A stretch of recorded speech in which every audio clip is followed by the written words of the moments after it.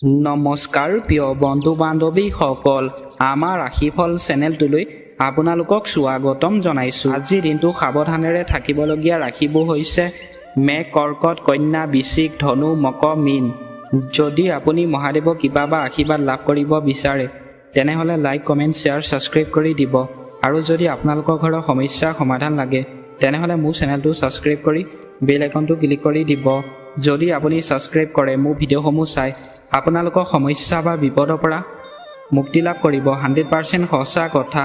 আজি এই ভিডিঅ'টোত 1000 ভিউৱাৰ্ছৰ ভিতৰত মিনিমাম 500 ছাবস্ক্ৰাইবাৰ টাৰ্গেট।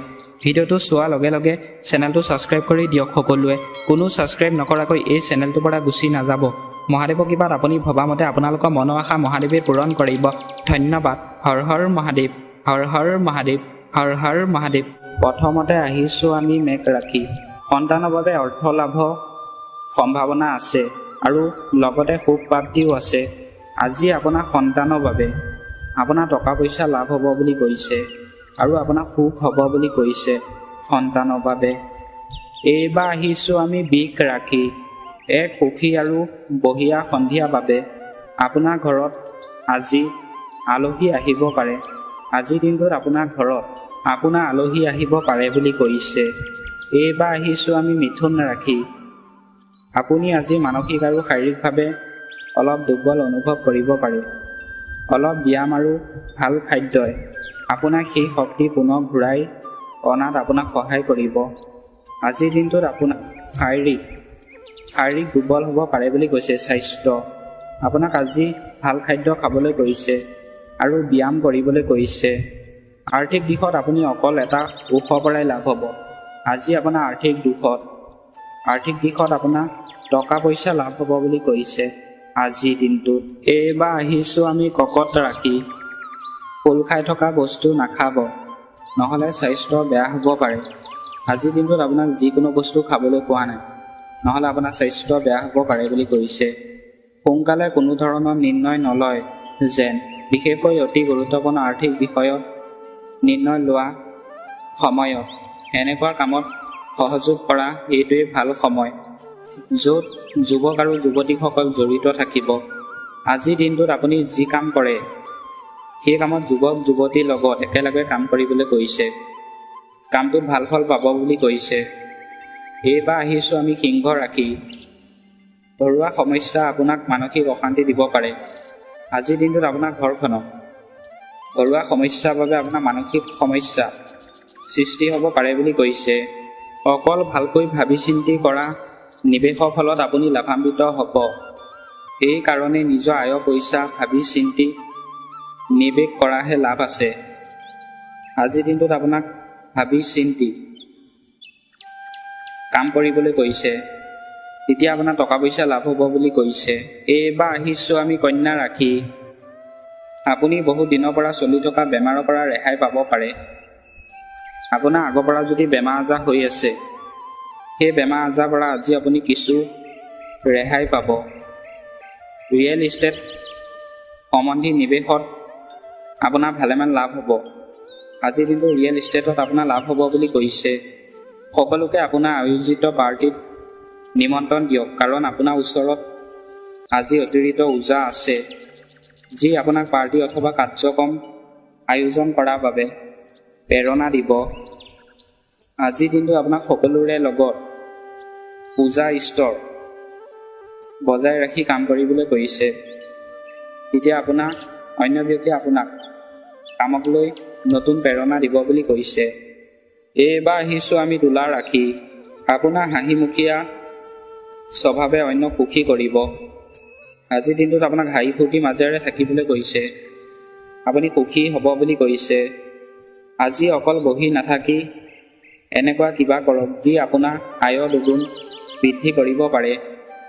আজিৰ দিনটোত আপোনাক বহি থাকিবলৈ কোৱা নাই, এনেকুৱা কাম কৰিবলৈ কৈছে যি কাম কৰিলে আপোনাৰ টকা পইচা লাভ হোৱাৰ সম্ভাৱনা আছে।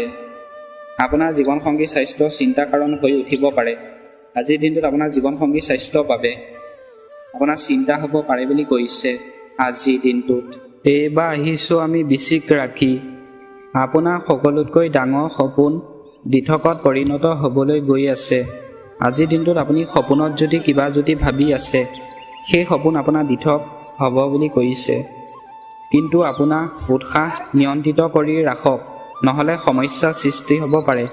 আপোনাৰ উৎসাহ আজি নিয়ন্ত্ৰণত ৰাখিবলৈ কৈছে, নহ'লে আপোনাৰ সমস্যাৰ সৃষ্টি হ'ব পাৰে বুলি কৈছে। এইবাৰ আহিছোঁ আমি ধনু ৰাশি। আপোনাৰ বন্ধুসমূহ অতি সমৰ্থন কৰা হ'ব আৰু আপোনাক সদায় সুখী ৰাখিব। আজিৰ দিনটোত আপোনাৰ বন্ধুৱে আপোনাক সমৰ্থন কৰিব আৰু আপোনাক সুখী হ'ব বুলি কৈছে। আজিৰ দিনটোত আপোনাৰ ধন লাভ হোৱা পূৰ্ণ সম্ভাৱনা আছে। অৱশ্যে ইয়াৰ লগতে আপুনি দান পুণ্যও কৰিব লাগিব। আজিৰ দিনটোত আপোনাক ধন লাভ হ'ব বুলি কৈছে আৰু আপোনাক দান পুণ্য কৰিবলৈ কৈছে। এইবাৰ আহিছোঁ আমি মকৰ ৰাশি। আজিকালি মনোৰঞ্জনৰ লগত বাহিৰৰ গতিবিধি তথা খেল ধেমালিও সহযোগ কৰিব লাগে। আপোনাৰ মনোৰঞ্জনৰ লগত খেল ধেমালি সহযোগ কৰিবলৈ কৈছে। আপোনাৰ ভৱিষ্যতক সমৃদ্ধ কৰিবৰ বাবে আপুনি অতীতত যিমান অৰ্থ বিনিয়োগ কৰিছিল সেইবোৰৰ ফলস্বৰূপ ফল আজি পাব। ভৱিষ্যতে যদি আপুনি কিবা চিন্তা কৰিছিলে, মই এই কামটো কৰিম, সেই কামটো আপুনি কৰিব পাৰে আজি দিনটোত, ভাল ফল পাব বুলি কৈছে আজিৰ দিনটোত। এইবাৰ আহিছোঁ আমি কুম্ভ ৰাশি। কোনোবা সন্ত পুৰুষৰ আশীৰ্বাদে আপোনাৰ মনত মানসিক শান্তি প্ৰদান কৰিব। আজিৰ দিনটোত আপোনাক কোনোবা সন্ত পুৰুষৰ লগত যদি আপুনি থাকে, আপুনি মানসিক শান্তি পাব বুলি কৈছে।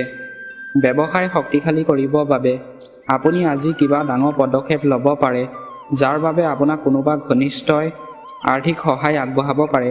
আজিৰ দিনটোত ব্যৱসায়ৰ ক্ষেত্ৰত আপোনাৰ ঘনিষ্ঠ বন্ধুৰ লগত যদি আপুনি ব্যৱসায় কৰে, আৰ্থিক সহায় পাব আৰু আপোনাৰ টকা পইচা লাভ হ'ব বুলি কৈছে। শেষত আহিছোঁ আমি মীন ৰাশি। সৃজনশীল কামে আপোনাক সন্তুষ্টি প্ৰদান কৰিব। আজিৰ দিনটোত যদি আপুনি সৃজনশীল কাম যদি কৰে, আপুনি সন্তুষ্টি পাব। আপুনি এনেকুৱা উৎসৰ পৰা পইচা আয় কৰিব পাব, যিবোৰৰ বিষয়ে আপুনি কেতিয়াও ভাবিব চোৱা নাছিল। আপুনি এনেকুৱা বিষয়ৰ পৰা আজি কাম কৰিলে পইচা লাভ হ'ব আপোনাৰ, যিবোৰ বিষয় আপুনি আগতে ভবাই নাছিলে।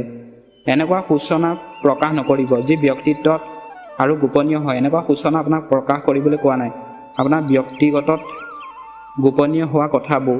আজিৰ দিনটো প্ৰেমৰ ৰঙত ৰঙীন হ'ব, কিন্তু ৰাতিৰ সময়ত পুৰণি কথা লৈ আপোনালোকৰ কাজিয়া হ'ব পাৰে। আজিৰ দিনটোত আপোনাৰ ভালপোৱাৰ ক্ষেত্ৰত, প্ৰেমৰ ক্ষেত্ৰত ভাল বুলি কৈছে। ৰাতি কথা লৈ আপোনাৰ কাজিয়া সৃষ্টি হ'ব পাৰে বুলি কৈছে আজিৰ দিনটোত। পুনৰ লগ হোৱা আশাৰে এই মুহূৰ্তত আপোনালোকৰ পৰা বিদায় লৈছোঁ। আশা কৰোঁ মহাদেৱে সকলোকে মংগল কৰিব, সকলোকে ভালে ৰাখিব, তাৰে কামনা কৰি এই মুহূৰ্তত আপোনালোকৰ পৰা বিদায় মাগিছোঁ। ওম নমঃ শিৱায়, ওম নমঃ শিৱায়, ওম নমঃ শিৱায়।